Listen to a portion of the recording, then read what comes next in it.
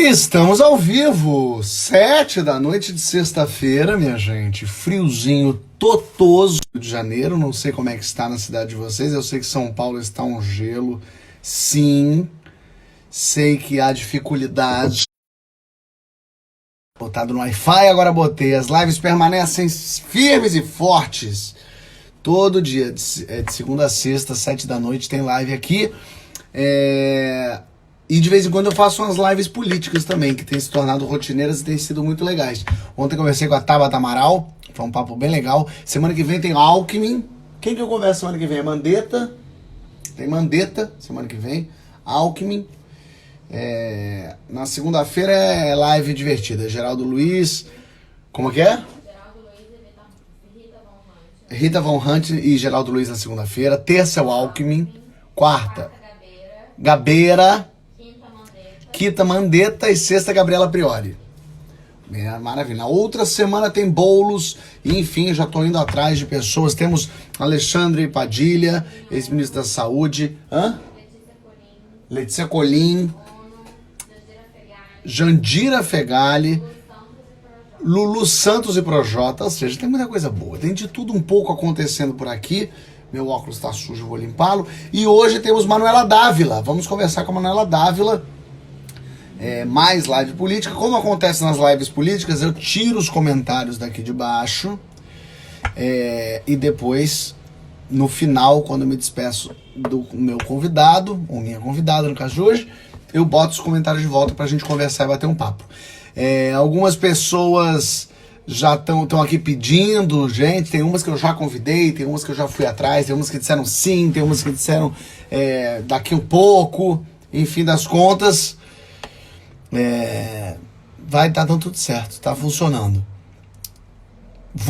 Manuela Dávila, será que ela já está aqui? Deixa eu ver se ela já está por aqui, pra gente já conversar. Marquinhos Padilha tá aqui. Minha irmã Cris Pochalá, de Portugal, está presente. Aliás, sempre tem gente legal de Portugal. Manuela Dávila já está por aqui. Cláudia Jovão, um beijo pra você. Maite Proença pra você também.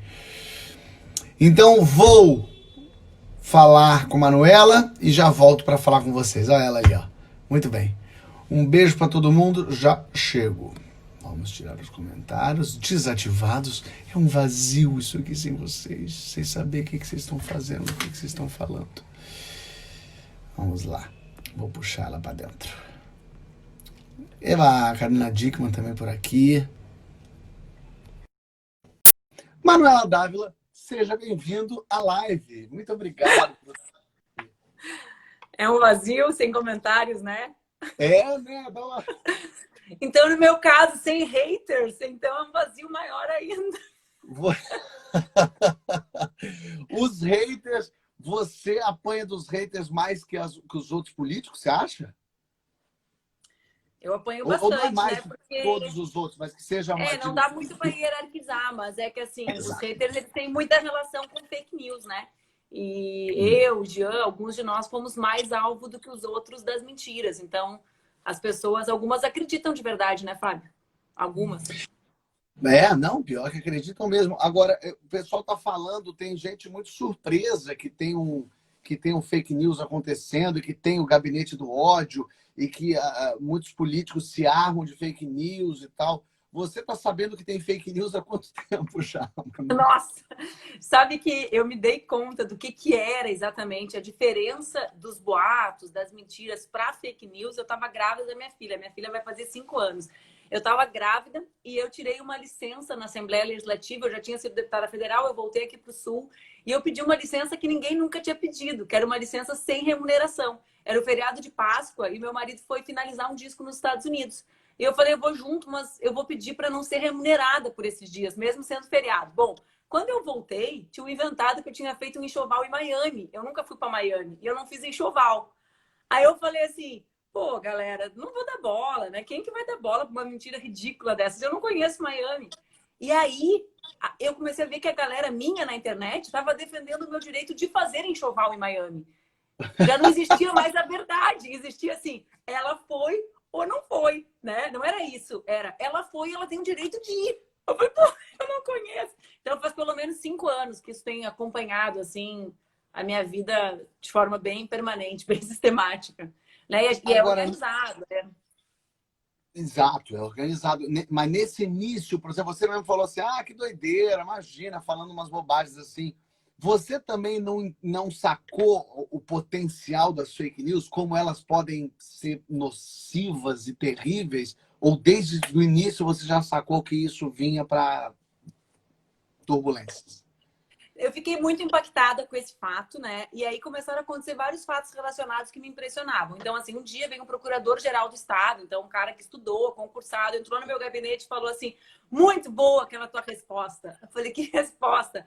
Aqui tu foi parar em Miami porque tu pegou o avião errado para Cuba. Aí eu falei, nossa, eu não acredito, um procurador acreditou nisso, sabe? Aí, logo em seguida, no Rio Grande do Sul, Fábio, teve 2 episódios, assim, para mim, bem marcantes. Na eleição de 2016, eu não concorri, né? A minha filha era bem pequenininha, eleição de prefeita. E teve uma pessoa que se matou.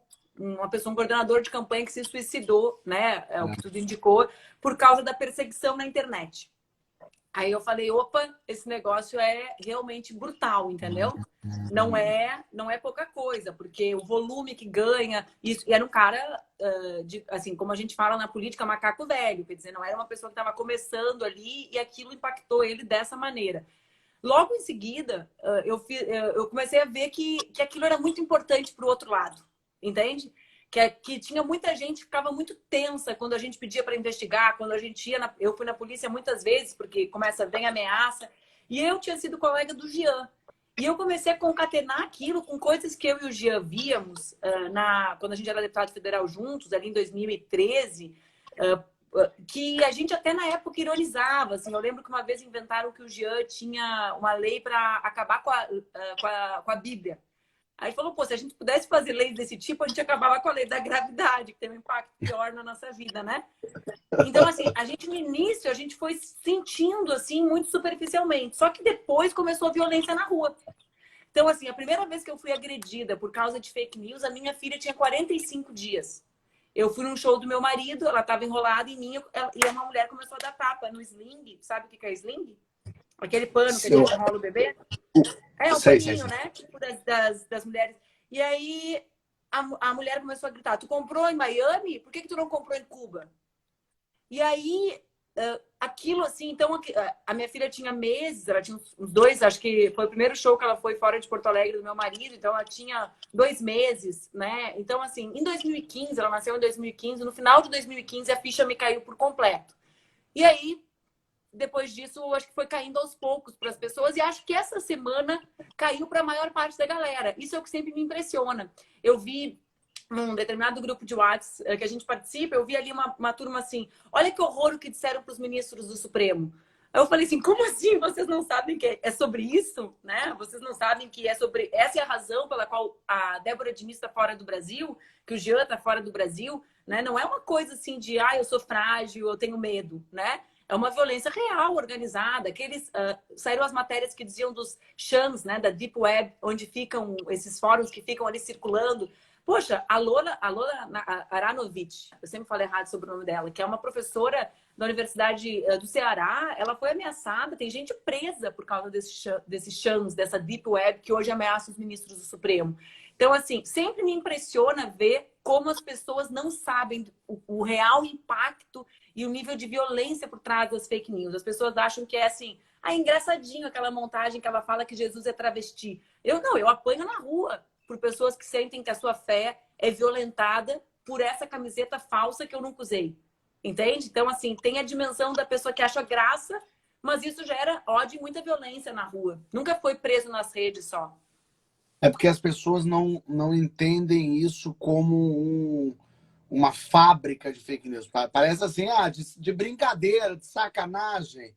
Um primo meu me mandou, Ela não entende que o de brincadeira e de sacanagem não é brincadeira e não, quer dizer, é sacanagem, mas não é brincadeira, é bem profissional e existe gente financiando isso porque isso influencia uma eleição, por exemplo. Sim, essa do Jesus é travesti, eu fui para Portugal no final do ano passado, e um jornalista me falou assim, pois num grupo de WhatsApp eu perdi 4 horas a dizer que sim, se Jesus voltasse, Jesus era travesti. E eu pensava assim, quem será travesti? Eu não estou entendendo.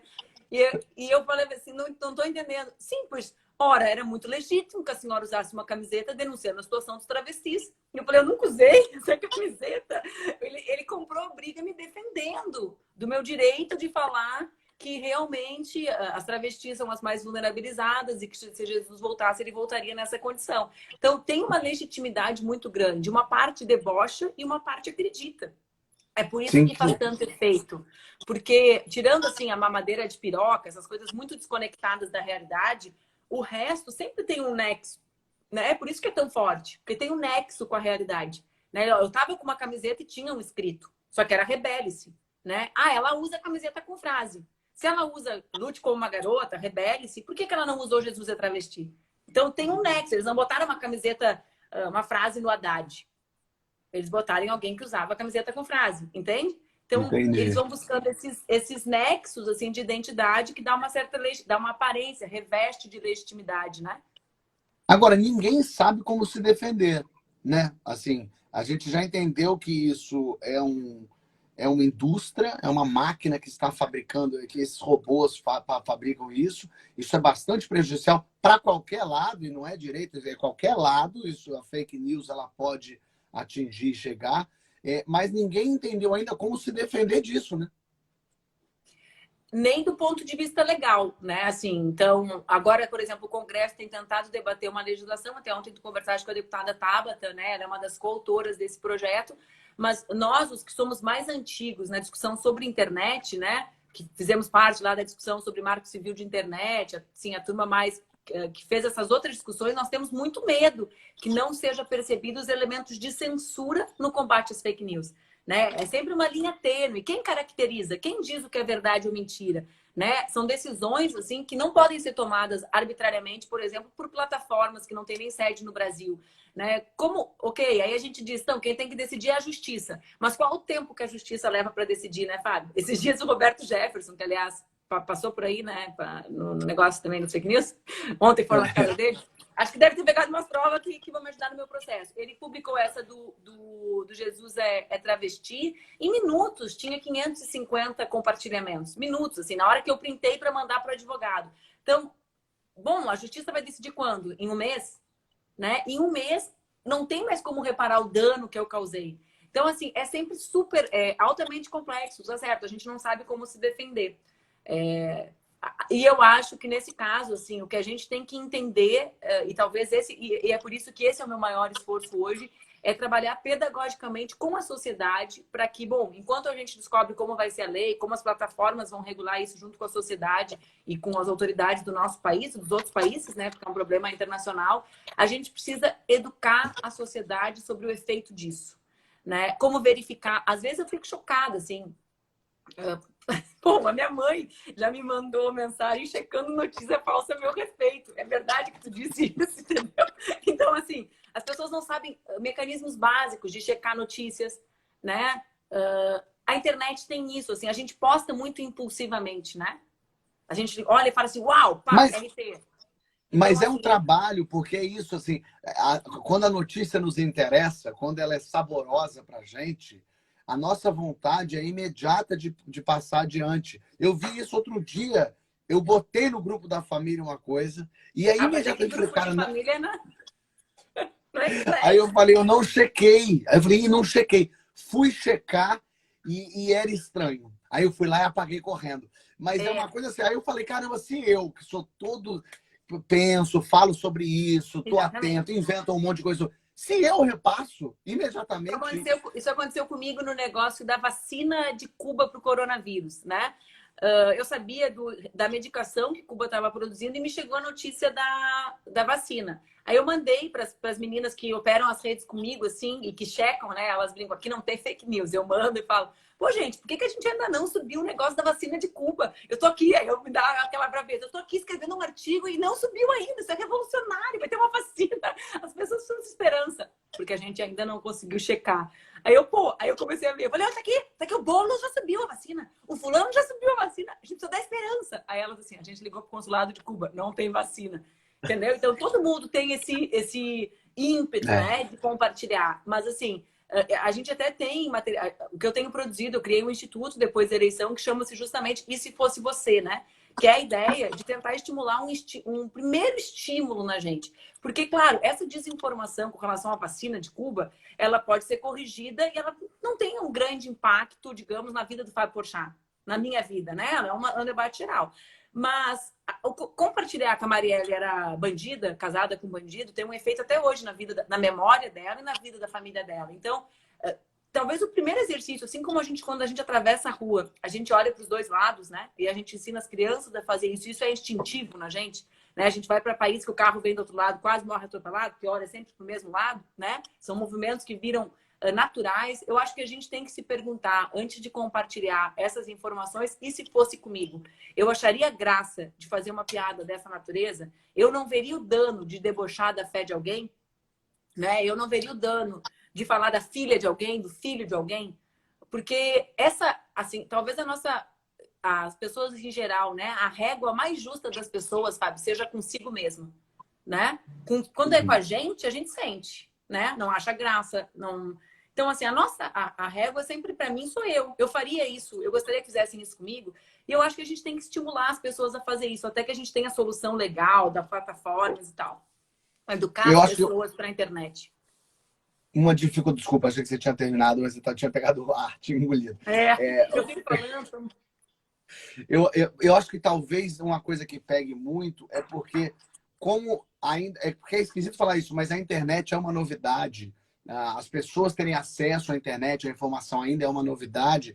Os adultos não estão ainda habituados a isso. Eles não sabem de. Quando eu digo adulto, não é a senhorinha de 90, não, não. Estou falando um adulto de 40. Ele não está habituado a pegar. Eu volto e meio, alguém outro dia falou para mim assim, cara. Como é que eu vou saber o endereço do não sei o que? Eu falei, você coloca no Google. A pessoa é. É porque é tão louco isso, assim. Eu acho que eu fui a última geração, eu tenho 36. Eu fui o último momento que ainda lia coisa no jornal para saber a informação. Não sabia. Eu lembro de lista telefônica e tal. Então, assim, se ainda não está, no cara de Claro. 40 anos, ainda não está firme isso, que dirá? Eu tenho 38, tá? Eu fui deputada desde 2005, eu tenho mandato. Em 2005, quando eu fui vereadora a primeira vez, eu tinha 22 anos, eu usava o Orkut. Não sei se tu chegou a usar o Orkut. Eu cheguei. Fazia parte de umas comunidades legais? Tinha várias. Eu odeio meia molhada. Eu achei uma que eu amava, que era Eu Odeio Jaca. Eu achava que só eu odiava jaca. Mas jaca é tão gostoso! Não pode me ouvir que eu odeio jaca, né? Mas eu odeio jaca. Mas todo mundo odeia jaca, eu acho. Só eu que achei era o único que gostava de jaca. Descobri, então, que na verdade tá na moda a jaca. Mas tá super na moda. Coxinha de jaca, carne desfiada de jaca, enfim. Mas o que eu ia dizer é que eu me lembro que... Aí eu usei o Orkut no plenário. Mas eu tinha 22 anos. Eu usava para conversar com os meus eleitores. A principal emissora de televisão daqui fez uma matéria sobre o mau comportamento dos parlamentares. E eu era o exemplo. Entendeu? E a gente está falando, então, de 14, 15 anos atrás, 2005. Então, sim, mudou muito. E teve uma segunda mudança depois disso, que é o smartphone. A gente assimila muito rápido, né, a tecnologia. E o smartphone faz com que, além da gente ter internet e redes sociais, a gente tenha o tempo inteiro. E acho que aqui no Brasil tem uma particularidade que poucas pessoas falam. É brabo, né? Mas a desigualdade econômica, ela afeta tudo, até a disseminação das fake news. No Brasil, a gente tem uma tal de tarifa zero rating, né? Que é a autorização das operadoras terem, por exemplo, dar só Face e só WhatsApp. Na Europa, isso é proibido. O que tem a ver com fake news isso? Por exemplo, as pessoas compartilham muitos vídeos de YouTube com o título falso. Entendeu? Então, na campanha tinha um assim, que é Veja Lula pedófilo. Eu recebi nas minhas redes. Tu abria, não tinha nada a ver. Mas quando tu manda um link de YouTube, fica com um blur ali em cima. E a pessoa não tem dados para abrir. Então, a pessoa vai incorporando aquilo na cabeça dela, aquele título. Olha, entende? Ela é presa em determinadas plataformas, no WhatsApp e no Face, né? Na maioria dos casos. Agora já entra Insta, vai entrando outros. E o WhatsApp, a gente não tem como controlar, porque é o que tu disse. Sempre quem nos manda no WhatsApp, esse é o mais sórdido, é a pessoa que a gente confia. O William Bonner, quando ele vai apresentar o JN, ele apresenta para mim e para ti. E para Dona Maria e para minha mãe. Então, ele não vai agradar exatamente a gente. E aí, ele não me conhece. Então, assim, se ele me disser um negócio, ele pode ter a credibilidade dele e tal, mas se o meu pai me disser o contrário, eu vou refletir, eu vou pensar, certo? No WhatsApp, não. Quem tem o meu número de telefone? Pô, é minha mãe. Acontecia comigo na eleição das pessoas me dizerem assim, foi a minha mãe que me mandou da tua tatuagem. Mas eu não tenho a tatuagem. Mas foi a minha mãe, entendeu? Então tem a credibilidade das fake news no WhatsApp, ela vai lá em cima, por causa da pessoalização da relação. Né? Tu confia muito em quem tem o teu número de telefone. Então, assim, é muito difícil tu quebrar isso. E eu realmente acredito que a gente só vai quebrar quando a gente resgatar essa ideia que as pessoas precisam. Isso que a gente fala de empatia, se colocar no lugar do outro, nas fake news também tem isso. Lógico. É porque é isso. Acho que as pessoas não percebem o quão maléfico é, o quanto o outro tá sofrendo por isso, porque acha que é uma bobagem, mas mesmo aquelas pessoas que sabem, por isso que eu gostei muito da sua resposta para Joyce quando ela rompeu com o governo e ela começou a ser atacada por várias fake news e você colocou, e ela falou, meu Deus, estão me atacando, é horrível e tal, e você falou, pois é, eu sei disso, espero que agora você saiba como é e tal. E ali você estava sendo sincero e lógico também com um tom de jura, mentira, menina, que atacam. Mas é isso, assim, a pessoa quando sente na pele, e eu acho que tem muito medo com esse governo, então como as pessoas sabem que esse governo é uma máquina de produção de fake news, e isso está sendo investigado, as pessoas sabem que se romperem com o governo, elas vão ser atacadas imediatamente. Você vê o Moro com medo. O Moro está com medo. Quando ele vai falar, ele fala, desculpe, eu sei que alguns fãs do presidente vão ficar incomodados com essa verdade inconveniente. Eu, por exemplo, quando eu uso expressões, eu faço aspas do lado da boca, para eles não poderem fazer montagem na internet. Sabe? Olha. Por quê? Porque uma vez, numa entrevista para Isto É, eu falei assim, eu sou cristã. As pessoas que não são, aí no jornalismo tradicional, se fosse escrito, estaria entre parênteses, cristãs como eu, entende? E aí eles fizeram uma montagem que dizia assim, ó, eu não sou, ficava assim, as pessoas que não são cristãs como eu, mas eles tiravam a primeira frase, que era eu sou cristã. E aí, eles botavam isso na televisão, eles botaram na televisão, não na propaganda política, no programa religioso. Uma edição, e eu ganhava na justiça, e eles não cumpriam determinação. Então, agora, quando eu vou falar, eu tenho que falar sempre a frase inteira, com medo que eles cortem. Né? É uma coisa que tu vai sendo mudada cognitivamente para reagir. Né? E é muito violento. Mas aquele episódio especificamente da Joyce, ali eu fui criticada dos dois lados, né? Às vezes a gente é criticada.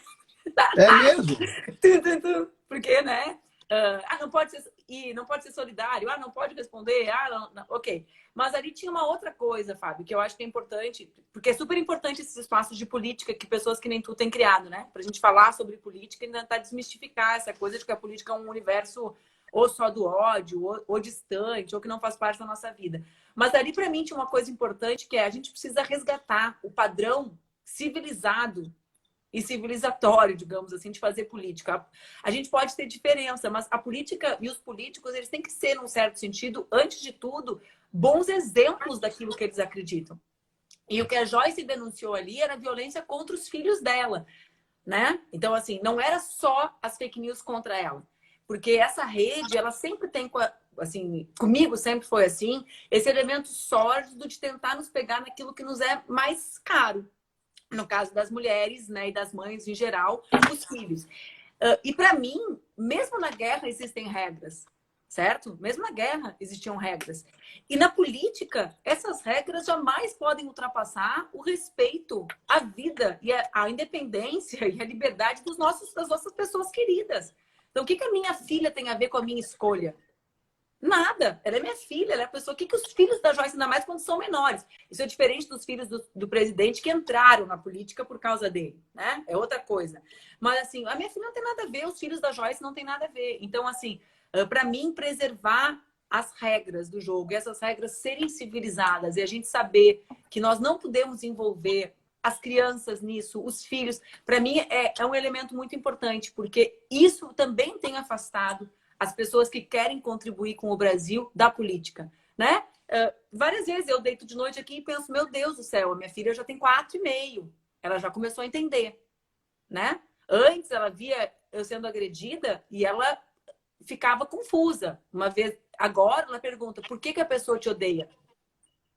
né? Já começou a ficar sofisticado. Até quando tu aguenta isso? A Maria do Rosário tem um perfil especializado em inventar mentiras sobre a filha dela. Então, assim, é uma dor que não é a dor que eu decidi viver quando eu decidi fazer política, e nem ela. E eu acho que a gente precisa debater isso também, sabe? Sobre, bom, o que é fazer política? Não é isso. Bom, tu é liberal? Bom, tu é liberal, né? Eu não sou, eu não... Agora, o debate não pode ser um debate que extrapola. E é isso que a gente vive hoje no Brasil. Tanto que cada vez mais se juntam pessoas contra o presidente, né? Pessoas diferentes, né? Que Totalmente. não tem uma coisa ideológica que os une, né? Tem o quê? Um senso de, ó, tem regra democrática aqui, tem democracia, alô, né? Tem democracia, por favor, né? E tem que ter regra esse jogo, né? E eu acho que e também isso é importante do momento que a gente está vivendo, das pessoas verem, né? Aquela menina dizer, eu vou pegar as pessoas que trabalham na tua casa, né? Quer dizer, é Eu isso vi. que é? É isso que é? Ou é dizer, eu acho que a educação tem que ser pública, eu acho que tem que ser privada? E lutar para defender suas ideias. Né? Eu comecei a fazer política acreditando nisso, né? Que eu tinha que defender as minhas ideias e respeitar as pessoas que pensavam diferente de mim. E eu torço muito para que a gente volte, né? Nesse sentido, volte para esse ambiente político. Tomara que ele seja melhor, né? Mais democrático ainda do que era antes desse episódio que a gente vive agora de tanta ameaça à democracia. Total. É porque as pessoas, quando elas falam que o Brasil precisa de educação, o Brasil precisa de educação, e elas têm razão, mas é porque elas pensam muito, eu já falei isso algumas vezes, mas eu gosto de ressaltar, é que elas pensam muito assim em saber ler e escrever. Elas acham que precisa de educação, ensinar, e também é lógico, mas ensinar a educação, dar educação para as pessoas, é fazer com que as pessoas consigam dialogar, Também, conversar, trocar claro. ideias, basear as suas ideias e contrapor. Eu botar aqui o que eu acredito, você botar e a gente comunicar. E não necessariamente que eu tenho que convencer você e você a mim. A gente tem que melhorar as nossas ideias, defendê-las melhor. E a Isso é gente pode educação. mudar, né? O normal Lógico, também ainda é por isso, cima pode. graças a Deus, né? Eu, Claro, felizmente, lógico. não sou a mesma que eu era, né? Imagina, eu comecei a fazer política com 16 anos. Se eu fosse a mesma, errada era eu, né? Eu O tenho os que mesmos você princípios. mudou? O que mudou? O que Eu, você por acreditava que não acredita mais e vice-versa? das coisas mais importantes que as pessoas conhecem de mim, eu não era uma mulher feminista e tinha mandato sem ser feminista, né? Eu fui vereador, eu não achava a questão de gênero uma questão. Bom, eu comecei a militar para combater a desigualdade social, né? Para mim sempre foi assim, digamos, o que fazia eu me indignar, chorar, doía em mim isso, né? A minha filha tá ali em casa com comida e um monte de criança não ter. E na época não era minha filha, né? Eram as crianças, outras crianças iguais a mim. Só que eu não achava que ser mulher fazia diferença nisso. Né? Então, para mim, eu pensava assim: olha, esse negócio de feminismo foi um movimento importante da geração da minha mãe, que se separou antes da lei do divórcio, que não conseguia trabalho porque tinha filho, mas para mim a geração não é mais. E a vida foi me, né? A vida é uma surra, né? Às vezes a vida foi me mostrando que eu estava errada, né? Então, primeiro eu me dei conta disso no espaço político, porque eu me elegi e, poxa, eu sempre fui a mais votada do meu estado, né? Em todas as eleições que eu concorri. E eu sempre era bonitinha, né? Eu já fui, tem uma deputada que diz isso, eu já fui musa, hoje eu sou museu, viu, Fábio? Né? Era um outro período e tal, e era sempre subestimando a minha capacidade intelectual, mesmo que eu estudasse muito. Né? E eu ficava estarrecida com isso. Eu falava, olha, gente, eu estudei pra caramba, eu fiz 2 cursos. Né? Eu sempre... E nunca falam sobre isso. Às vezes falavam e me incomodavam mais, como quem diz assim, uau, tu sabe isso? Não, né? Eu sou deputada porque caiu na... Eu sou filha do presidente. Então, assim, isso mudou drasticamente. Primeiro nesse debate do espaço público e depois, mais profundamente, eu me dei conta, e isso é uma transformação muito radical no meu pensamento, assim, na minha formulação sobre o Brasil, que a desigualdade econômica brasileira, ela é estruturada a partir da questão racial e da questão de gênero, né? Ou seja, que é verdade que a gente precisa combater a desigualdade econômica do Brasil, mas que essa desigualdade ela tem razões históricas que atingem de forma muito mais cruel as mulheres negras e os homens negros. Né? Então, eu mudei muito com relação a isso e ainda estou mudando, estou estudando, me dedico muito a estudar por causa dessa transformação, né? Na minha vida, na minha visão sobre o país. Mas alguma coisa que você defendia e que você deixou de defender? Alguma coisa? Tudo bem que dentro desse tema que você falou, você não acreditava, quer dizer, não prestava atenção, ou enfim, não era muito ligada a isso? Alguma coisa que você acreditava e mudou? Eu tinha uma visão muito mais limitada com relação ao tema ambiental também, né? Eu também mudei bastante com relação a isso, assim. Também não compreendi, assim. Eu acho que isso até esses dias eu conversei bastante. Eu vi que a Marina conversou contigo, conversei horas com ela sobre isso. Nesse momento agora da pandemia, mais do que há um ano atrás, eu tenho me conectado com esse tema e refletido sobre um modelo de desenvolvimento que coloque em primeiro lugar a sustentabilidade, a nossa reconexão com o planeta. E isso é uma coisa absolutamente nova, é desse momento agora, né? É o que está Tem. acontecendo comigo agora. Isso tem relação com rever posições do passado, com opiniões que eu tinha, votações que eu fiz, mas isso tem, para mim, relação, assim, isso vai ser, acho que, uma mudança tão grande na minha vida como foi o tema do feminismo, entende? Ela está acontecendo agora. Legal. Que Eu bom, estou, que eu ótimo. estou nesse momento fazendo essa reflexão, assim. A sua transição capilar para o meio ambiente, né? Assim, eu tenho, eu sou de uma família de 5 irmãos, Fábio, e eu acho que na minha família ali foi a minha história de aprender que eu não estava sempre certa, sabe? Ou que eu podia estar certa, mas eu não estava acabada, que é uma outra coisa, assim, Tem. né? 5 irmãos, você E diz 4 homens de você? não, 4 mulheres e um menino. Mas 5 irmãos, Olha! assim, eu fiz a flexão de gênero errado, é. E, Le- e, eu sou, e eu sou a mais nova das mulheres, assim. Então, na minha família, sempre teve isso. A gente é muito diferente um do outro, sabe? E muito mesmo, assim. Eu tenho uma irmã que é atriz, que é professora de teatro. Eu tenho uma irmã que é advogada. Meu irmão é historiador. A outra irmã é publicitária. É tudo bem diferente. E eu acho que essa é a melhor coisa, assim, se eu fosse olhar o que eu tenho de melhor em mim, né? É me permitir mudar, assim. E O tem me grupo feito da. bem. Você falou agora dos seus irmãos. Que bom, que bom. Você falou do grupo você falou dos seus irmãos, a cada um faz uma coisa. O grupo da sua família é tão maluco quanto o grupo da minha? É que eu tenho vários grupos de família. Eu tenho, assim, o grupo da família da minha mãe, né? Eu tenho o grupo da. Aí a gente quer conectar isso com a família do meu pai, porque eles são separados, não tem nem. A gente tem que falar a mesma coisa nos dois grupos, todos os filhos. Né? A gente está tentando fazer agora, durante a pandemia, a transição para eles integrarem o mesmo grupo.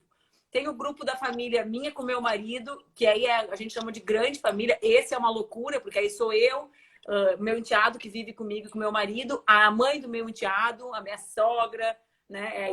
Esse é o grupo louco. Esse é que deve vir coisa Esse é o boa aí. grupo quente. Esse é o grupo quente. Assim. É o grupo quente. Agora, pode chamar você do que for, mas comunista deve ser uma coisa, porque virou moda comunista, né? As pessoas Todo falam mundo é comunista, elas comunista falam, agora. todo mundo é comunista. Você é comunista? Eu sou comunista. E só que Como é eu que é queria ter o isso? direito, eu queria ter o direito, Fábio, de autorizar os que entram no clube ou não, porque tá entrando muita gente.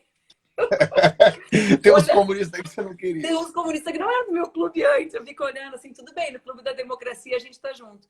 Eu sou assim, eu tenho uma origem, né, mais pessoal do que familiar, cristã. E essa foi a minha primeira identidade com o comunismo, assim, né? Eu sou uma guria que cresceu no interior do Rio Grande do Sul, que estudou em escola de freira. E a minha identidade com o cristianismo sempre foi uma identidade da ideia de justiça social, né? Que depois, claro, né? Quando eu fui ficando grande, eu entendi que isso é grande, é bom, né? Que isso era o tema da teologia da libertação no Brasil e tal.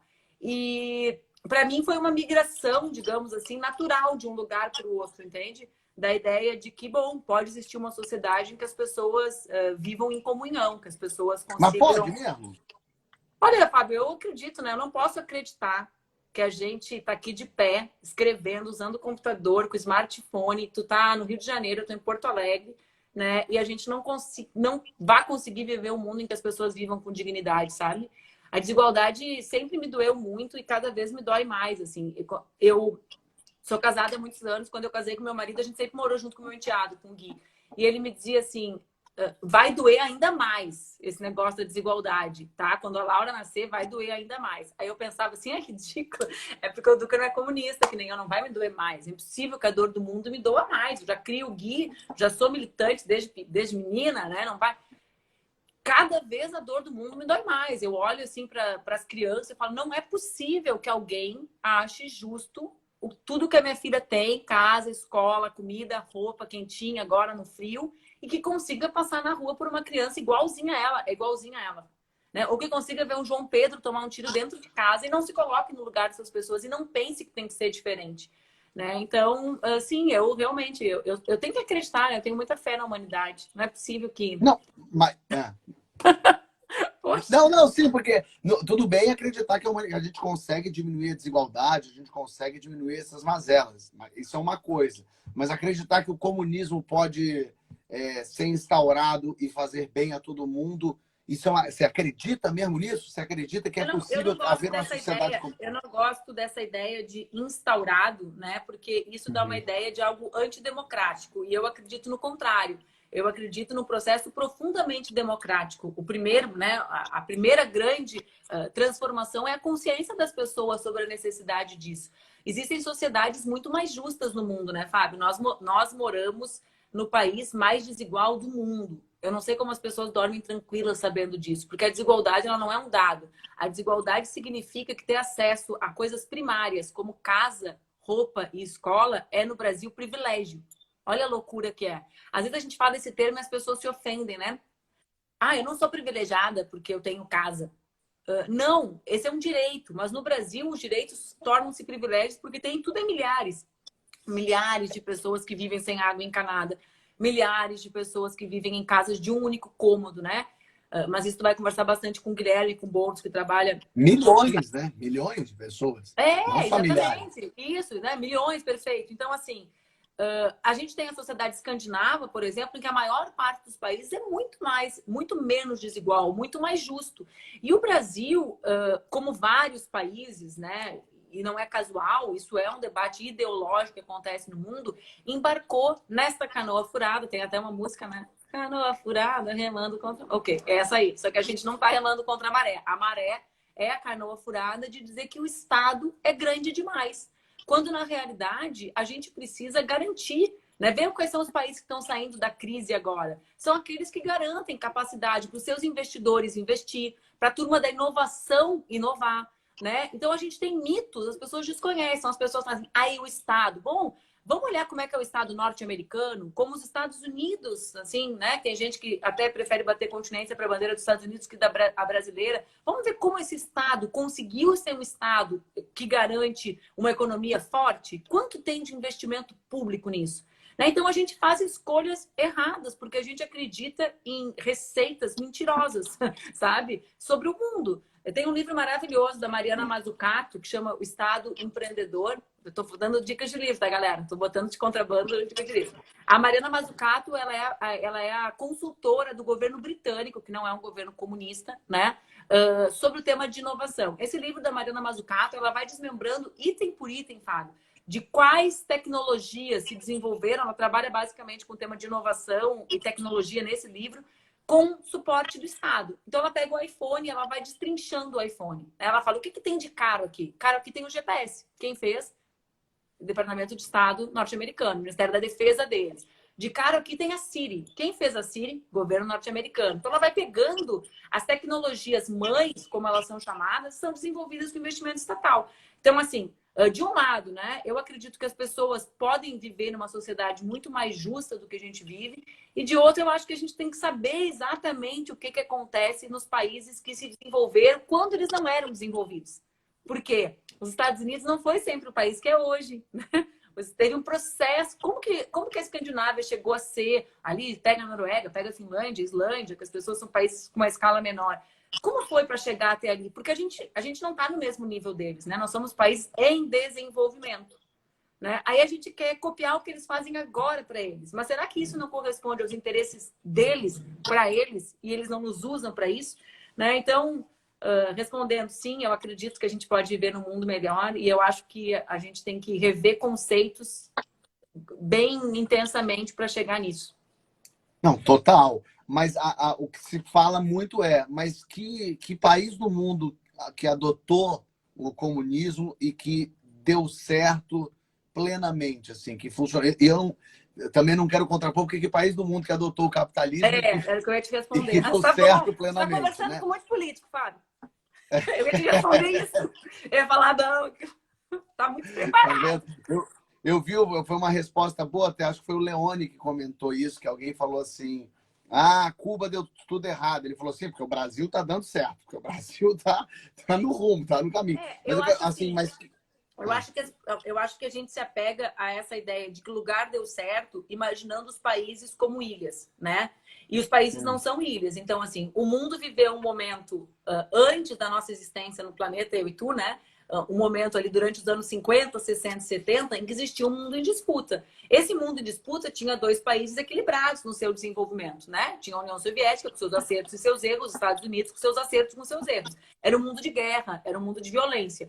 Nós não somos hoje o mundo que o Bolsonaro quer, o mundo que bate continência por Hitler, porque a União Soviética ganhou a guerra contra o Hitler. Então, assim, nós também devemos muito do que nós temos hoje no mundo democrático ao que o socialismo representou no mundo naquele período, certo, Fábio? Agora, quando tu vai olhar para a experiência dos países, eu sempre começo respondendo para as pessoas que tem um erro nessa pergunta, que não é o erro de procurar o país que deu certo, mas é o erro de tentar copiar a receita de um país para o nosso país. Entende? Então, assim, quem eu quero me espelhar? É óbvio, quando a gente estuda, a gente vai lá, estuda uma política pública que deu certo num país, tenta adaptar para a nossa, né? Bom, vou desenvolver a política de segurança. Eu vou ver que Medellín deu certo no plano local, vou ver que Bogotá deu certo, vou ver que Chicago fez uma revolução, mas eu não posso copiar isso para cá, porque eu tenho condições específicas aqui. Então, para mim, essa busca do que país o socialismo deu certo ou que país o capitalismo deu certo, abstrai as condições concretas dos países. Eu, quando fui a primeira vez para esses países muito desenvolvidos e pouco desiguais, né? Ali na Escandinávia, Noruega, eu olhei e falei assim, caraca, é isso aqui que eu defendo. Olha aqui, não tem nada de errado, gente, né? É uma coisa assim meio... Nossa senhora, tem museu. Tu entra no museu, tem quadro na altura dos adultos e quadro na altura das crianças, né? Eu falei, caraca, isso aqui... Aí tu vai buscar e bom. Mas qual foi o preço disso? Né? O preço disso foi outros países no mundo arcando com esse desenvolvimento, num outro período da história, correto?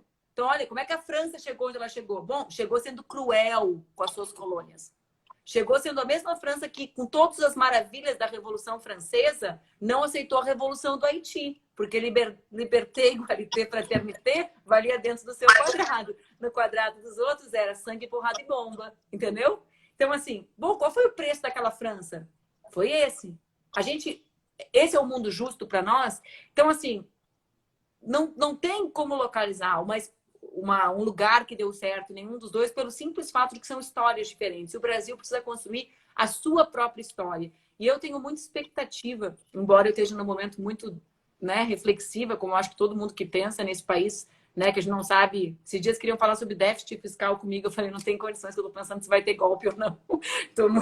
Estou concentrada no tema ditadura militar hoje, gente, não estou conseguindo pensar, né? É difícil concentrar assim, em temas muito mundanos. Mas eu acho que eu tenho expectativa de que a gente faça um novo pacto refletindo sobre as lições da pandemia, né? Então, a lição de que não existe país que se desenvolve sem indústria, né? Que é a lição que o mundo desenvolvido nos dá. Quem consegue resolver os seus problemas? A China, que tem a indústria própria, nem os Estados Unidos consegue, né? Porque não tem uma indústria local que dá conta das necessidades do próprio povo. Olha que louco. A gente não faz máscara, Fábio. A gente não faz respirador num país desse tamanho. O tema do SUS e da assistência social. A ideia, né, o Papa Francisco disse isso, de que a gente não vai se salvar sozinho, né? Então, a ideia de que talvez, seja pela pandemia, pela crise enorme econômica que virá no mundo inteiro, seja pelo mundo do trabalho muito mudado, né? Não existe mais trabalho como existia, né? Assim, no mesmo volume, na mesma demanda de mão de obra. Será que isso não nos levará para o lugar de uma renda básica universal, o sonho do Suplicy? Talvez esteja nos levando para isso. Com uma outra relação com o consumo, né? Vê bem, tu tá trancado dentro de casa, eu imagino, torço para que tu estejas. Eu também. Ninguém tá sentindo falta. Teve uma galera até que fez uma fila na Zara, em Paris, me frustrou um pouquinho no discurso. Mas ninguém tá sentindo muita falta, tirando aquela galera da fila da Zara, de comprar. As pessoas têm saudade das suas pessoas queridas, não é verdade? A pessoa mais rica do planeta, ela vive num mundo com regras de restrição de locomoção. Ela não consegue se livrar da pandemia. Então, assim, eu acho que, embora não sirva, eu não toda essa turma que acha assim, olha só, vamos tirar lição, né? Uma galera assim, vamos aproveitar que tá, crise é oportunidade, diz o chinês, né? Não tem isso, a galera que fica muito assim. Não é isso, mas eu acho que tem lições, né? Eu acho que é um momento, assim, como... É quase um aviso, sabe? É como eu brinquei com a galera no Dia das Mães que a minha mãe, quando eu saía de casa, até eu morar com ela até os 22, entre os 18 e 22, mãe perde um pouco a autoridade, né? Porque eu já era maior de idade, eu fazia minhas coisas, eu trabalhava, mas eu morava na casa dela. Então ela dizia assim, juízo, quando eu saía. Juízo, era horrível, porque eu tinha que pensar assim, pô, eu tenho que decidir o que eu posso ou não posso fazer, não tem regra, não tem horário, não tem volta para casa, não tem nada. Eu acho que é um momento assim no planeta, sabe? Eu acho que a Terra, o planeta, tenta fazer esse negócio que a minha mãe fazia comigo. Juízo. Olha só, gente. Mãe, não fala juízo ou grita com a gente porque nos odeia, né? Mas porque quer que a gente revise, repense, tenha consciência de determinados processos. Eu acho que a gente pode descobrir esse caminho para o Brasil refletindo profundamente sobre as lições assim que o isolamento, que a desigualdade social tem nos deixado durante a pandemia. Ô, Fábio, se tu não me interromper, eu vou ficar falando horas. Não vou fazer a roda viva aqui, não. Eu não vou dizer que é me interrupting, fica tranquilo. Não, pode deixar. Mas não, quando eu falei o negócio do comunismo, não é nem pra gente, onde deu certo pra gente copiar, mas é mais para olhar e falar assim, nossa, é verdade, deu certo lá, funcionou, que coisa boa que foi ali. E por isso que eu sou tão... Eu fico pensando assim nessas questões, porque não me parece que o comunismo deu certo em lugar nenhum, assim como não me parece que o capitalismo está dando certo. Quando você tem 1% da população mundial tem metade do dinheiro do mundo, aquelas coisas, aqueles dados que a gente ouve, significa que deu errado. E aí o que eu penso e não sou eu essa pessoa que vai pensar, porque eu não tenho essa capacidade, mas que momento, o que estão esperando as pessoas para desenvolverem uma nova forma de governo, de viver, não de governo, mas de mundo, de convivência, de estabelecer e criar uma nova coisa. Não é porque se falou de socialismo e comunismo e se vive no capitalismo que então é isso aí. Isso é uma coisa, talvez seja agora. E qual é o próximo passo? Talvez seja ignorância minha mesmo. Eu não sei quem está pensando no próximo passo. Eu concordo plenamente contigo. Quando eu falo assim que a gente tem que descobrir no caminho, né? Eu acho que a gente tem que saber o que a gente quer, né? Então, a gente quer que tenha saúde pública, né? Eu não consigo imaginar um mundo em que a educação seja um privilégio, quer dizer, que uma pessoa como a minha filha com 4 anos esteja começando a ser alfabetizada e gente de 30 não saiba ler, né? Então, assim, o que a gente quer? Eu acho que a gente tem que ir construindo isso com uma democracia muito radical, né? Com as pessoas tendo o direito de construir as suas vidas durante o caminho, né? Aquela frase que diz que o caminho se faz ao caminhar, né? Eu acho que a gente tem que saber onde a gente quer chegar, né? Respeitando esses princípios, né? Da ideia de que o Brasil pode se desenvolver, de que o Brasil não precisa ser uma colônia, né? Porque é mais ou menos assim que a gente voltou a ser no mundo, né? Que o Brasil pode remunerar bem os seus trabalhadores ou remunerar aquilo que garanta dignidade, porque o bem e o mal tem relação muito mais com a dignidade que aquilo que tu tem ou que tu não tem, né?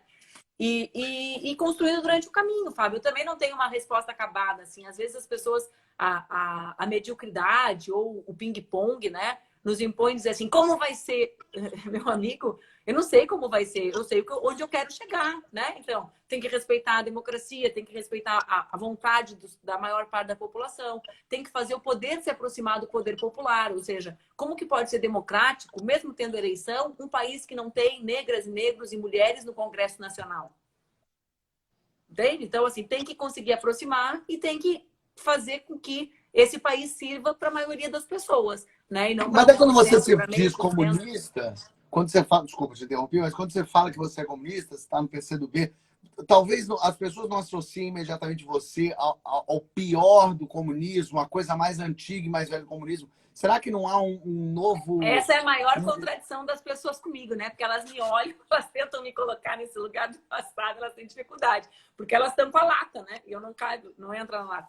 Mas, assim, porque a gente perdeu e quem conta a história é quem ganhou, né? Então, a gente vive num mundo que as pessoas acreditam que o capitalismo é maravilhoso.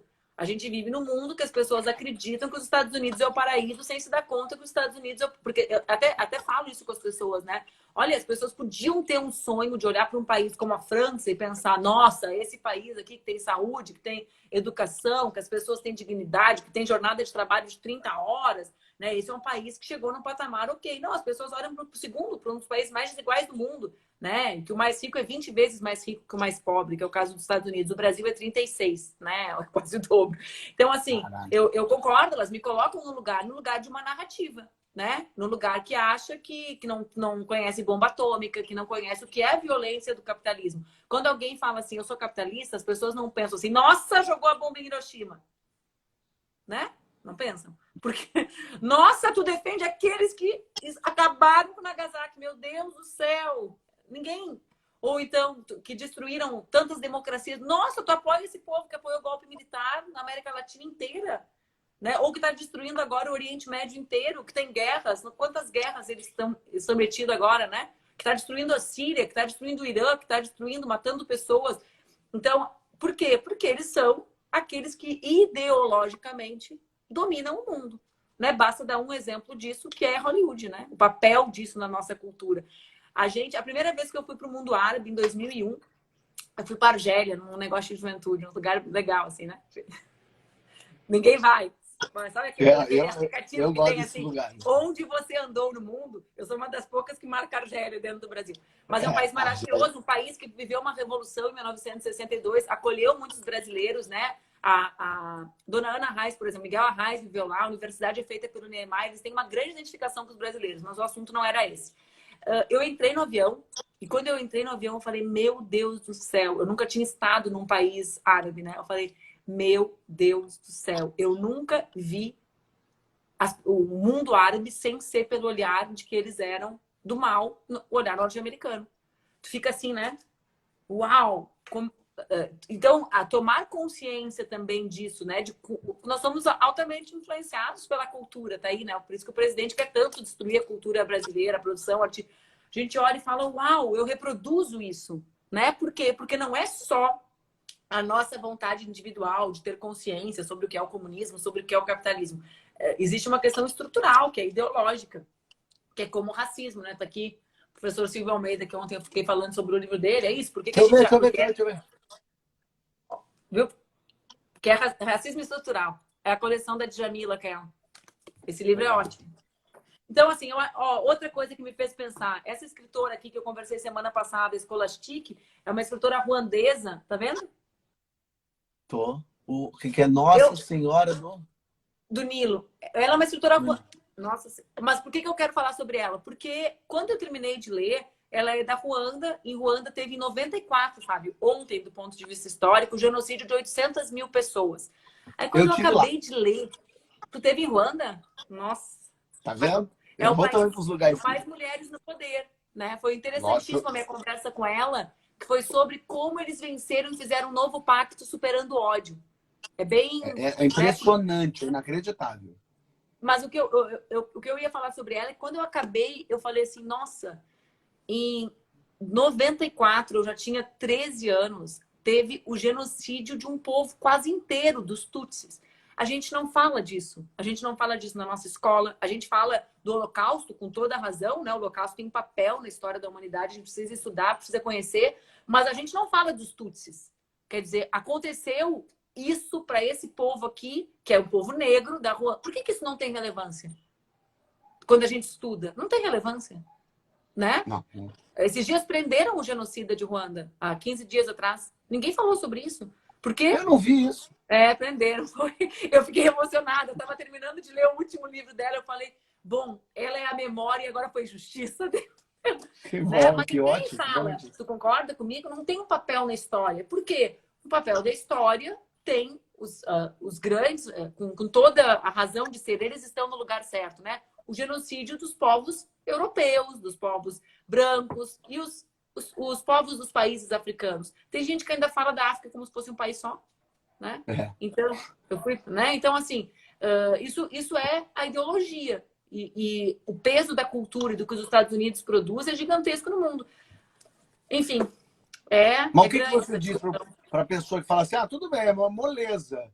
comunista aí, boas, vivendo aí no bem bom, toda com dinheiro, falando de, difícil a África. Sim, lógico, você branca, do alto da sua casa, no sul do país, maravilhosa. Aí é também moleza ser comunista. Ser comunista e E ter... tem E, duas e, coisas, Fábio. Teve uma vez que eu soube de um diálogo histórico do século passado, que uma pessoa olhou e falou para outra assim: tu não me engana, né? Tu nasceu rica e eu nasci de classe média no Brasil, o que me faz no topo da pirâmide. E a pessoa respondeu, né? Sim, eu nasci. Só que eu fiz uma escolha de saber que não é justo que eu tenha casa, comida e escola para os meus filhos e os outros não têm. Então, eu não tenho nenhuma razão para ter vergonha da minha origem. Eu teria muita vergonha se eu dormisse tranquila com ela e não pensasse que os outros podem ter aquilo que eu tenho. E a segunda questão é que, embora eu seja cristã, eu não sou franciscana. Franciscano é o Papa Francisco, né? Eu acredito que as pessoas têm direito a ter aquilo que é necessário para viver, né? Então, os franciscanos é que fazem voto de pobreza. Essa é, tu não entendeu, porque tu não é... Eu não entendeu a coisa do franciscano, né? não, Franciscano, tinha para entender... entendido. Ah, tá, não. Tu ficou assim, eu não. Os franciscanos fazem voto de pobreza. Eu não fiz esse voto, né? O voto que eu fiz é que eu vou dedicar a minha vida a lutar para que as pessoas tenham casa, comida, escola e dignidade, né? E os seus direitos respeitados. Então, eu entendo a necessidade deles rebaixarem a discussão a isso, porque, no fundo, né, é muito difícil explicar para as pessoas, né, racionalmente, o porquê que eu tenho casa e os outros não têm. E eles precisam tentar rebaixar a discussão como se fosse uma disputa minha que tenho, né, e que quem tem não pode lutar por quem não tem. Não! Né? As pessoas que têm, elas devem tomar consciência de como elas são privilegiadas num país desigual como o nosso. É a mesma coisa que o Silvio ou os outros autores negros falam. Né? Então, eu sou branca, eu tenho que fazer de conta que eu não conheço o racismo?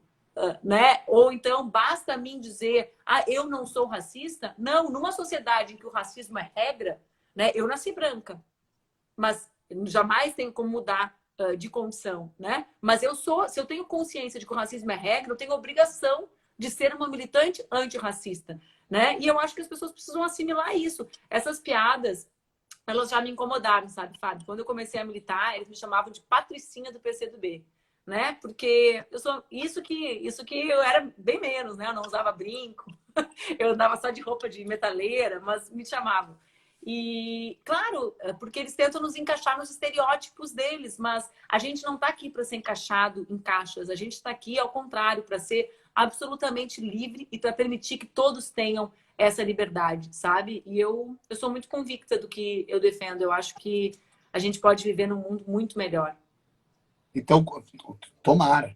Então, quando te xingam de comunista, eles estão certos, eles estão te elogiando. Mas e quando te xingam Exatamente. de Exatamente. petista? De quê? Petista, sua Eu nunca petista. fui petista, eu nunca fui filiada ao PT. Eu e o Mas é Guilherme tudo Boulos, esquerda, é tudo a mesma coisa, Manuela. E aí? exato. Eu e o Boulos, a gente brinca que nós somos as duas únicas pessoas da esquerda que não foram filiadas ao PT, né? Então, assim, eu sempre militei junto com petistas, junto e separado, né? Já estive separada do PT em eleições, inclusive aqui na minha cidade, estive junto com eles em muitos momentos. Eu acho que as pessoas precisam conhecer que existem várias organizações. E uma parte que gosta de falar mal do PT, precisa, da esquerda, né, precisa entender que os ataques ao PT, assim como os ataques ao comunismo, na verdade, são ataques não aos defeitos ou qualidades que temos nós, comunistas, ou eles do PT, mas a ideia de que a esquerda existe. No fundo, esse ataque tão estruturado, assim, né, que é o comunista, então agora até o Moro é comunista, né? É comunista, é petista, ele é um ataque contra uma ideia de mundo, né? A ideia de que é possível construir uma sociedade solidária e justa. E o mundo tá vendo isso, né, Fábio? Quer dizer, é o mundo, é a extrema-direita voltando, né? A saída da crise de 2008, a gente teve uma crise em 2008, o mundo começava a se recuperar, vem a pandemia. Ela não é uma saída mais justa, ela é o capitalismo ainda mais cruel. Ela é o capitalismo, como dizem alguns autores, escolhendo ainda mais quem vai viver e quem vai morrer. né? Quem tem direito à vida e quem não tem direito à vida, no sentido pleno de vida, né? De ser executado pela polícia ou não ser. Então, assim, esses ataques a nós, para mim, eles fazem parte disso. Eu vou te dizer, assim, de todas essas coisas, às vezes as pessoas falavam assim, antigamente, ai, era muito comum, ela é lésbica. Eu falava, por que tu não desmente? Porque não é uma ofensa, né? Então, assim, eles tentam rebaixar para o nível deles. Para mim, o que a gente tem que fazer é isso que tu fazes quando tu abre a tua live. Pedagogia política, né? Que é o que o Paulo Freire acreditava. E conversando com as pessoas, e explicando para as pessoas, e desmistificando, né? E mostrando que as pessoas que fazem são normais, têm suas opiniões, visões diferentes do mundo, né? E que existe, enfim, faz parte da disputa ideológica do mundo, esses preconceitos e mentiras contra determinados pensamentos. Mas qual que é o teu olhar e o teu pensamento sobre o PT hoje? Eu tenho uma relação muito próxima com o PT hoje, porque nós caracterizamos de forma comum o que aconteceu com a Dilma em 2016, né? Então começa nisso. Nós acreditamos que o impeachment foi criminoso, foi um golpe, como a gente caracteriza, né? Sem querer, sem ser panfletária, né? Porque as marcas vão ficando muito fortes, assim. Que foi um impeachment sem crime de responsabilidade, e a partir daquilo começaram a ser retirados os direitos dos trabalhadores e das trabalhadoras do Brasil. Então, a gente tem um diagnóstico comum sobre a realidade. E é isso que nos aproxima, né? Então, a gente vê que foi um golpe antinacional, quer dizer, isso que a gente falava, que coloca o Brasil na condição de uma nova colônia norte-americana. A gente interpreta de forma comum que esse golpe foi antidemocrático, antipopular, que ele foi um golpe misógino, e isso nos aproxima. Nos aproxima na militância cotidiana, né? Porque, para mim, Fábio, a decisão sobre quem é aliado ou adversário se dá no meu espaço. O meu espaço é a luta política, né? Não é aqui dentro da minha casa, no telefone, né? É no espaço do direito do povo avançar ou retroceder. Por que eu sou próxima da militância do Partido dos Trabalhadores hoje? Porque a gente resistiu junto à reforma da Previdência. Porque a gente resistiu junto à reforma trabalhista. Porque a gente denuncia junto o autoritarismo do governo Bolsonaro. Então, eu sou do meu partido, como sou desde os 16 anos, mas a gente tem uma relação de aliados, como nós falamos na política. Nós e o PT, nós do PCdoB, temos essa boa relação também com o PDT, né? Então, temos há muito tempo. Aliás, desde 89, nós temos uma relação entre esses partidos que vai se estabelecendo, e ela é programática. Tu entende? Então, essa é a visão que eu tenho. Eles são um partido diverso, né? Eles são um partido diferente do meu, organizado a partir de correntes. Nos estados, eles são muito diferentes uns dos outros, mas eu não tenho nenhuma dúvida, Fábio. Eu acho que isso é o mais importante. Primeiro, que nós somos do mesmo campo político. Não só nós e o PT. Nós, o PCdoB, o PDT, o PT, o PSOL, o PSB, ou seja, nós somos um campo. E esse campo hoje, no presente, né, para além dessa coisa do para trás, olhando para trás, no presente, ele tem uma pauta comum. E essa pauta é a defesa da democracia brasileira, entende? Então, hoje, o que nos une, né? Bom, nos une a defesa da democracia, a denúncia da perspectiva autoritária, né? Essa semana o filho do presidente disse que ele não discute mais se vai ter golpe, mas quando vai ter um golpe autoritário no nosso país. Então, nesse sentido, que eu acho que mais do que nós e o PT, a gente precisa defender a unidade desse campo político que defende a democracia, mesmo que nós tenhamos divergências sobre o passado. Esse dia eu conversava com uma amiga minha do PT, eu dizia, nossa, às vezes eu tenho a impressão que existe uma lista, tipo lista de supermercado, por cara vir do lado de cá, sabe? Aí lembrei do que eu conversei. Eu fiz uma live com a Marcela, aquela BBB, e ela pediu desculpas para Dilma. Porra, eu achei demais. Eu achei demais ela ter pedido desculpa. Achei demais. Uma pessoa reconhecer um erro, né? Ela tinha falado um negócio horroroso, ela é médica. Achei demais. As pessoas, como é que você conversou com ela? Porque eu não tenho como voltar no tempo para ela não falar aquilo, mas eu tenho como estar próxima dela hoje, de outras pessoas, defendendo um plano, digamos assim, emergencial para salvar as vidas dos brasileiros e brasileiras na pandemia e para garantir a democracia. Então, o que tu queria que eu falasse? Tá com uma cara de frustrado. O que tu quer me perguntar sobre o PT? Não, era para te ouvir falar, porque as pessoas falam que é o PT. Tudo virou PT, me chamam de PT, eu nunca vou ter o PT, não me chamam de petista. E o PT na esquerda, para falar assim, o PT na esquerda tem a tradição, o PT inaugurou no Brasil a tradição de uma esquerda com outras pautas que não eram comuns à esquerda. Então, eu não sou militante, né? Eu sou militante desde 99, mas, por exemplo, o PT e as suas organizações trouxeram o debate ativo sobre a questão ambiental. Né? O PT foi o partido que acolheu o debate sobre a radicalização democrática nos municípios. A minha cidade foi exemplo disso. Né? Vê bem, Fábio, eu estou falando, e eu repito, né? Eu nasci em 81, né? Então, quando o PT ganhou a Prefeitura de Porto Alegre, eu tinha 8 anos. Mas foi o PT que trouxe para o debate da política local o tema do meio ambiente, com reciclagem de resíduos sólidos. Porto Alegre, na década de 90, reciclava um quarto dos seus resíduos. Para gente ter uma ideia do que eu estou falando, né? É um negócio que não era impensável. Foi o PT que trouxe o debate sobre participação popular e criou o orçamento participativo. Então, assim, o PT sempre foi um partido muito conectado com as pautas da maior parte da população. E eu sempre, quando vejo alguém falando muito mal, alguém de esquerda, principalmente, porque os de direita, né? Estão cumprindo o papel dele. Eu sempre penso assim... Eu sou um de esquerda que falo mal. Me fala aí. Eu sei.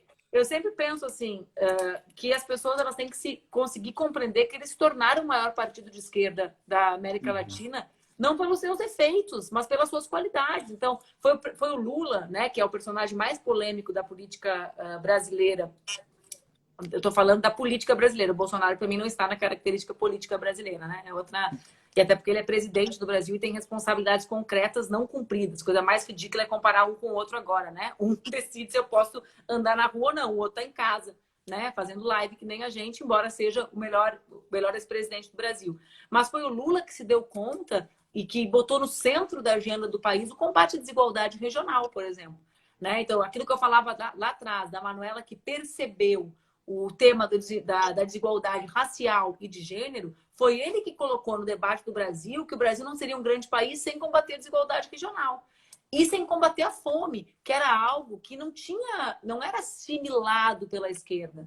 Não era assimilado, era visto como assistencialismo, era visto como... Né? Quem pensou nisso? Olha, a gente precisa combater isso. Olhando de frente o tema da fome, dando dignidade para os mais pobres, foi o presidente Lula. Então, assim, eu acho que a gente tem que conseguir enxergar o que é erro, né? E existiram erros, por exemplo. Mas os erros não foram tomando conta da coisa? Os erros não foram passando os acertos?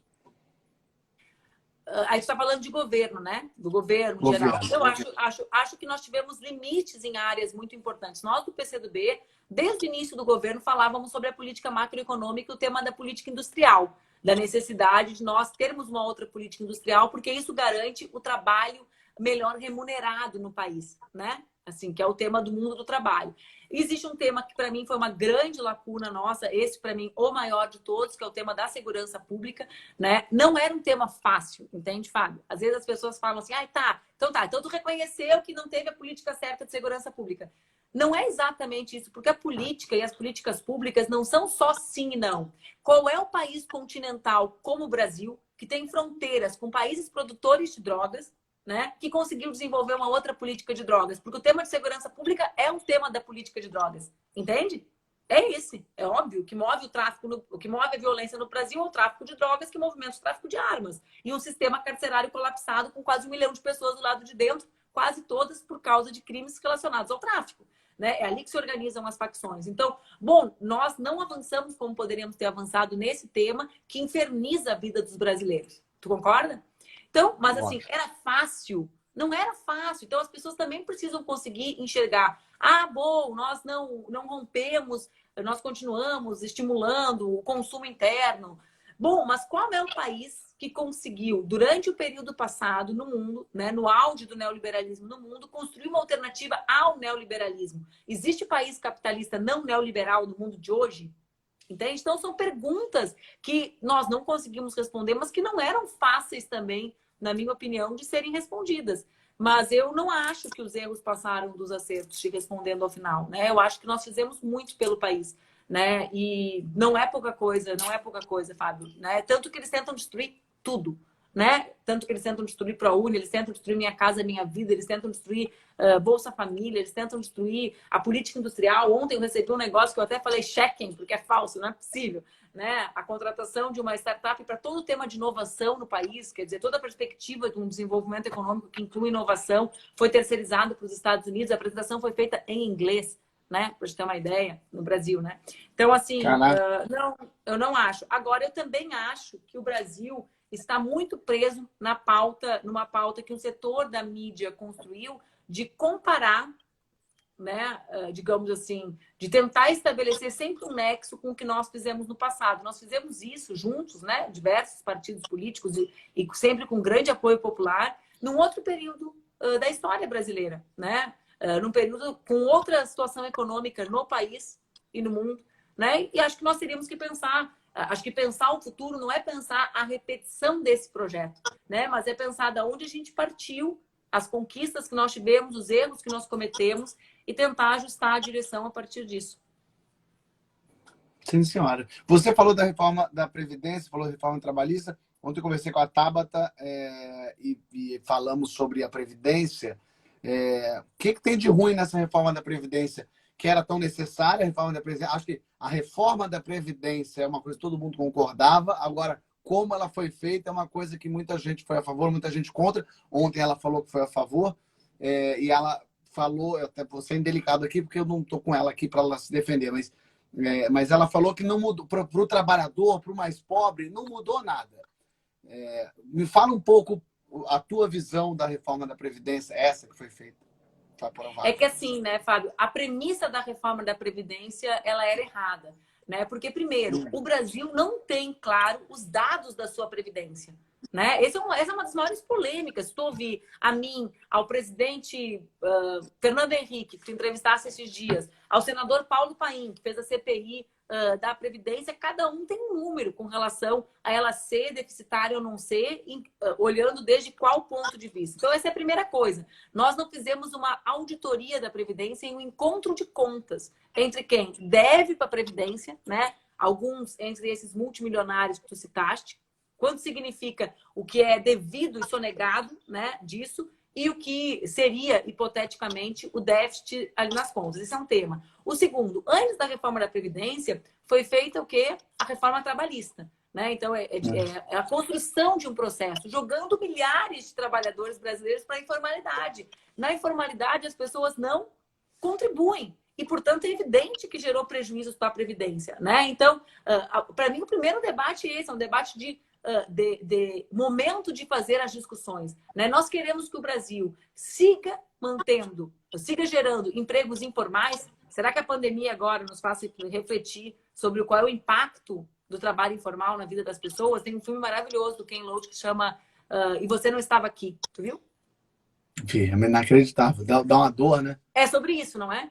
É sobre ser trabalhador informal e o peso. O que é a cena dele agredido e tendo que ir trabalhar?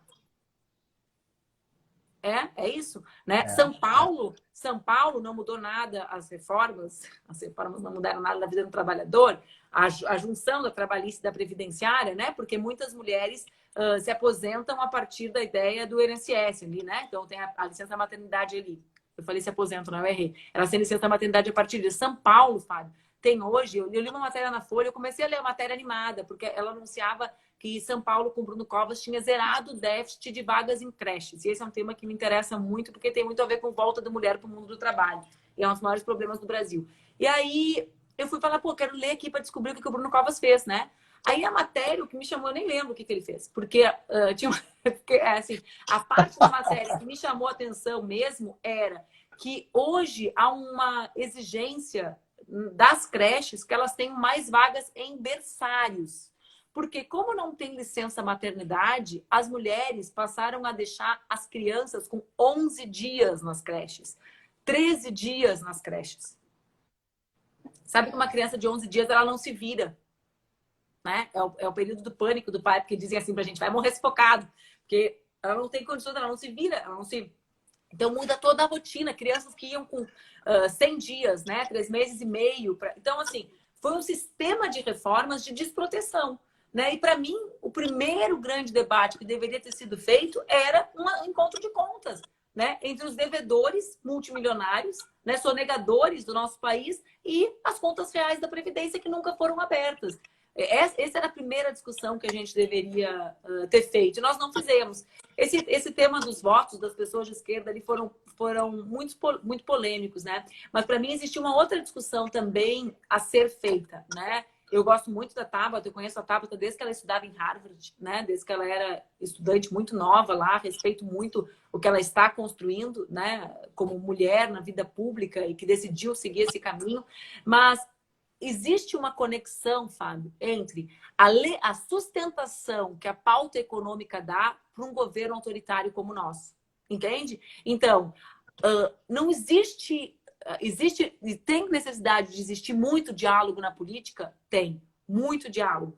Mas esse avanço da pauta econômica que o Bolsonaro faz com o Guedes, das ultra-reformas para agradar uma parte da elite brasileira, é, digamos assim, a ração que ele dá para alimentar o monstro do autoritarismo que ele cria. E, para mim, esse também é um ponto a ser discutido, né? Nós queremos as reformas do Pinochet, como o Guedes fala, né? Os Chicago Boys, que importam reformas econômicas que fizeram o Chile ter relativo êxito.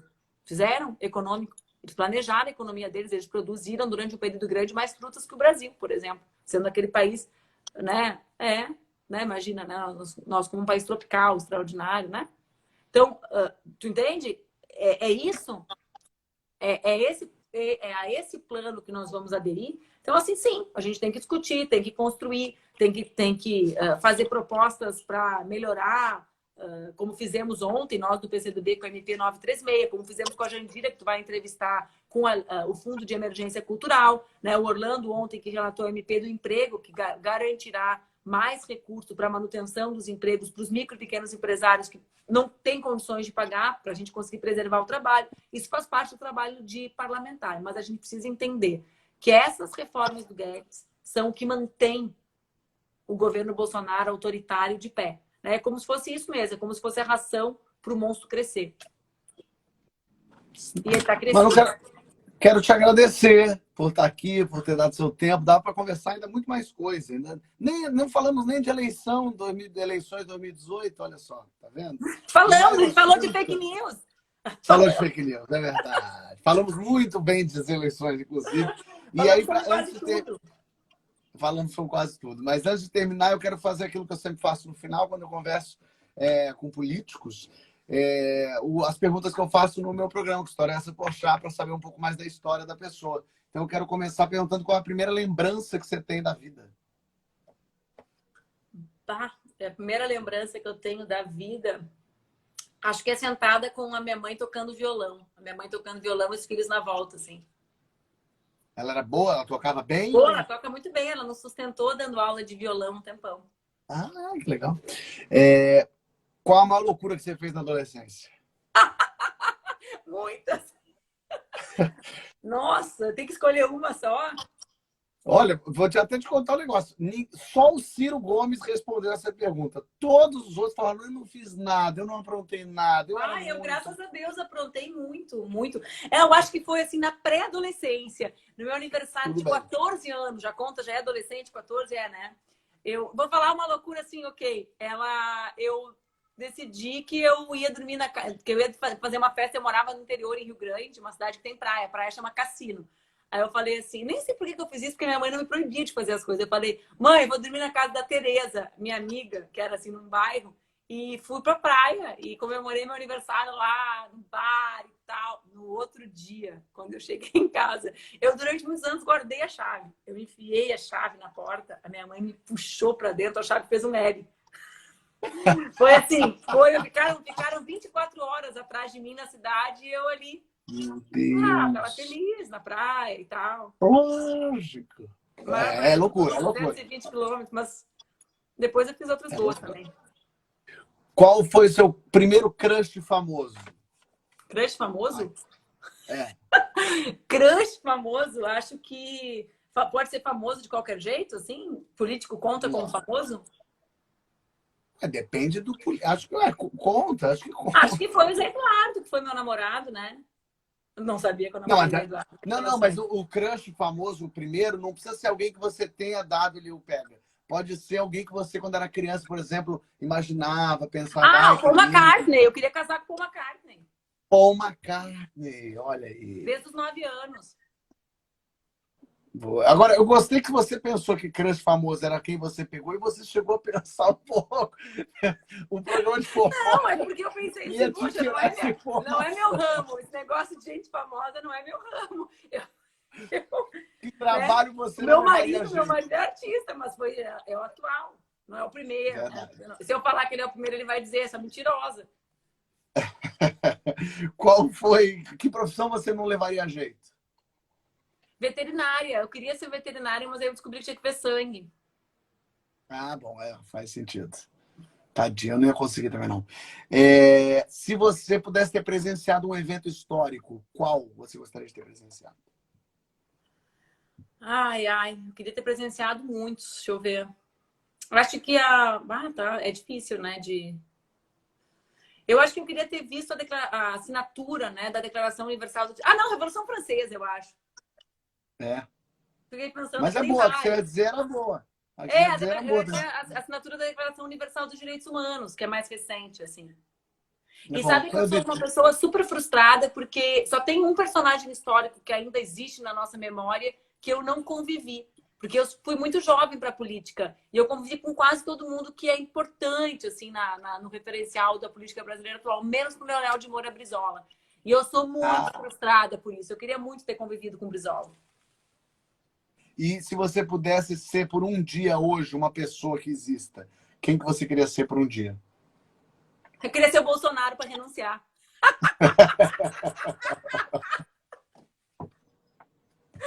Ia ser Yes. sofrido, mas valeria a pena. Aproveita e dá seu celular, dá o celular para a polícia. Fala, tá aqui, estão minhas coisas, tá meu computador, meu celular, pronto, por um dia. Eu já dei o Renuncia e meu ainda dá celular para a prova. polícia voluntariamente. Eu ia dizer para ele, olha, é cansativo, viu? Tem que ficar lá sentado baixando coisa. E se o mundo vai acabar, mas você pode escolher como você quer que ele acabe. Eu não quero escolher que o mundo vai acabar nunca. Mas vai acabar, não tem jeito. Vai ter quem vai escolher é o Bolsonaro, pronto. Então, Então, assim, é, o mundo acaba, mas a gente foi antes para outro planeta, pode ser? O mundo é todo um não, vai acabar planeta? tudo. Vai acabar o universo todo. Vai acabar tudo. Tudo? Não adianta. Então não faz diferença como.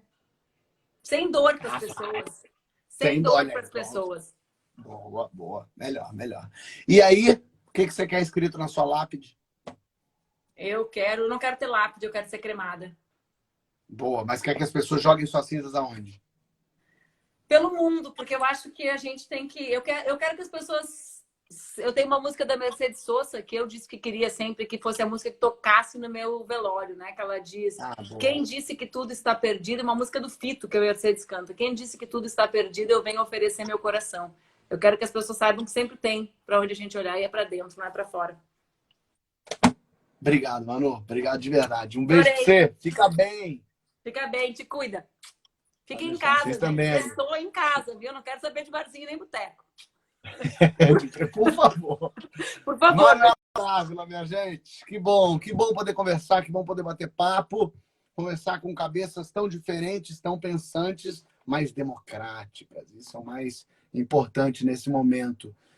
Concorde ou não, estamos pensando democraticamente. São pessoas que pensam não autoritariamente. Isso não é um pequeno detalhe, é um detalhe que faz a diferença na coisa toda.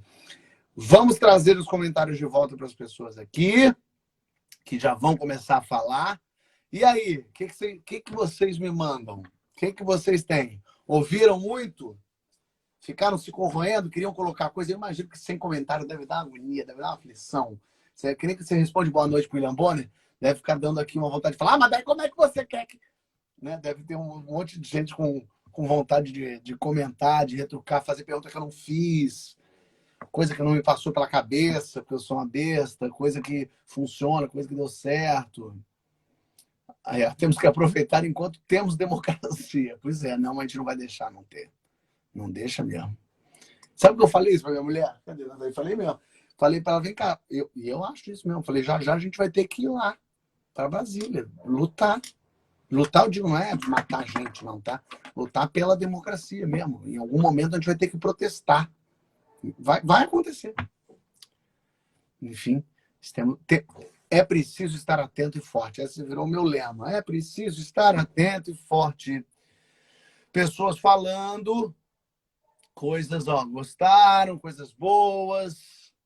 Ó, a Manuela é muito melhor do que eu imaginava. Michel Tepe, interessante, legal isso, assim, ouvir, né? Outras pessoas. Eu acho que o bom de não ter comentário é que. Ah, olha o Cajuru aqui passando. Pô, Cajuru, eu tinha que falar com você, Cajuru. Gosto muito dele. Foi maravilhosa a live. Gostaria de ter perguntado se existe a possibilidade de um candidato único da esquerda. Ótimo, Jarbas. Jarbas Homem de Melo está aqui. Cara, muito legal. Talentoso, não preciso dizer que as pessoas já sabem. Legal, eu conheço pessoalmente, por isso que eu posso dizer que é. É uma ótima pergunta para a gente fazer para o próximo de esquerda. Um Boulos, por exemplo. Boulos vem aqui, vou perguntar para ele. Ótimo. Semana que vem tem Mandetta, tem Alckmin. Destruí minha caneta. Tem Alckmin, tem Gabriela Priori, não é política, mas fala de política. Tem Gabeira, vai ser incrível, também gosto muito do Gabeira. Chama o Chico Buarque, eu vou usar, vou atrás. Vou ver se minha amiga Bebel Gilberto me ajuda, que agora... Ó, a Débora falou, racional sensata que ela é. É verdade, aqui, ó. Manu, prefeita de Porto Alegre, pessoas... O Felipe, consegue ser mais encantadora que o Ciro. Temos muita gente... Gostei, aproveitei a caminhada na garagem do prédio para ouvi-la. Papo genial. Ah, que bom, as pessoas ouvindo em casa. Boa, Cajuru, vou te mandar uma mensagem por inbox para a gente marcar aqui. Agora nas lives eu fui marcando gente com antecedência. Já tem gente até dia 20 de junho marcado. Tá uma loucura. O que eu tenho aqui na minha cabeça que tem um negocinho aqui? Ah, é uma sobra. Uma sobra de coisa mesmo. A Dilma eu já chamei. Vamos ver o que acontece. E vocês falem também quem vocês querem entrevista, aqui de esquerda e de direita. Eu já falei com a Moedo aqui, vou falar com a Alckmin semana que vem, falei com o Fernando Henrique, embora tenha gente que fala que ele é de esquerda, enfim, mas estou tentando partir para caminhos diferentes. Se tiver alguém de super direita que vocês querem que eu fale, mas tem que ser democracia, tá, gente? Aí me fala que eu boto aqui na roda, chama, tem que ver se aceita ou não. Quem que temos? Eu fiquei na dúvida, assim, a gente falando do Flávio Dino, já tinha gente falado do Dória, eu fiquei na dúvida de chamar governadores assim que estão na ativa, porque aí fica parecendo que eu tô apoiando, sabe, de alguma forma, ou mesmo que eu não esteja, ou mesmo que não seja ruim eu não apoiar, a sensação que me dá quando o cara é um governador, eu preciso... É tudo tão errado no Brasil que a gente precisa ficar instigando e perguntando o tempo todo. E eu acho que, no fim das contas, dá uma... Acho que prejudica. Eu não quero que seja um debate, entendeu? Eu quero que as pessoas falem das ideias delas. Então, assim, não necessariamente é isso. A Manuela Dávila estava falando do comunismo. É ótimo, fala aí, me conta. Eu cutuco uma coisa ou outra, mas eu não estou inquirindo, eu não quero saber. Mas daí na China... Não, fala aí, me conta aí o que você pensa. Eu quero ouvir o que as pessoas pensam. Eu acho que isso é importante. E se a gente conseguir quebrar alguns preconceitos, melhor, né? Vera Holtz, vou atrás da Vera. Joe Willis é legal de ir também. Vão me contando aí quem vocês querem. De qualquer forma, segunda-feira temos Geraldo Luiz e temos Rita Von Hunt. Na terça temos o Alckmin. Na semana que vem, todo dia 7 horas também. Segunda-feira, papo de segunda, 10h30 da noite no GNT. Terça-feira, 10h30 da noite no GNT, que história é essa, poxa? E tem também Homens, o último episódio da série Homens, que eu escrevi e faço como ator, tá lá no Comedy Central. Então, quem não tem Comedy Central, tem a Amazon Prime Video, também as 2 temporadas. Assistam, que tá muito divertido, muito animado. E domingo tem o Que História é Essa, Vovó? Eu faço uma live no @Porta dos Fundos, conversando com as vovós do Brasil todo, para saber, famosas e anônimas, e com a minha avó, inclusive. Baixe o aplicativo do Porta dos Fundos, é de graça no celular de vocês. Baixa aí que a gente está lançando vídeo todo dia. Todo dia tem coisa boa. Rafael Logan, já viu que te falei, né? Então, estou marcado aqui até dia 20, então a partir de lá vou começar a chamar gente. O Rafael Logan já está intimado. Djamila é ótima também. Deixa eu já anotar aqui, esqueci. Bruno Sartori. Bruno. Ah, é. Você tinha me falado isso mesmo, meu amor. Ótimo. Beijo para vocês. Bom final de semana. Fique em casa quem pode. Lava a mão, álcool gel. Obrigado, Manuela Dávila. Um beijo para você. Fiquem bem.